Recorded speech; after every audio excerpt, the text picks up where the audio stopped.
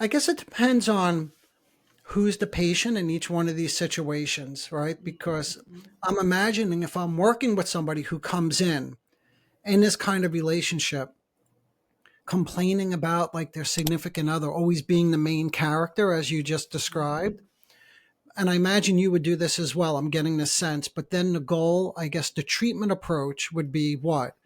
To help them begin to recognize why it's important to them, even though they claim, again, that this is not something that they want, but Mhm. somehow this meets a need of their own, right? Maybe there is some level of gratification that they get being connected to the main type of person, right? Because Okay. they can't do that themselves. But Mhm. if there's that lack of self other differentiation and they're connected with this other person, what's that old saying? A rising tide raises all buoys or so. I don't know, but Yeah.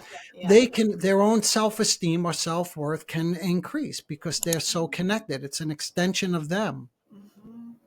Yeah, and I also see a very common pattern that when people don't have, or maybe they were raised in a household where, their self worth was not cultivated, right? And they don't really know, like, why somebody would want to be in a relationship with them because they kind of Mm, have low self esteem. Is they do look for relationships in which they are needed, right? And so they can prove their worth because, I'm the person that, oh, I'm the only one with a car and I'm the one that they need and I'm the one that has to set the doctor's appointments and I'm the one that drives them around and I'm the one, and so also that's some of the work if I was working with that partner is, you know, what would it be like to be in a relationship in which you were also a main character or you were an equal character? Like what would that mean of like who are you and why would somebody want to date you rather than oh, just that, yeah, that would raise, I would imagine, and this is where the serious work would begin because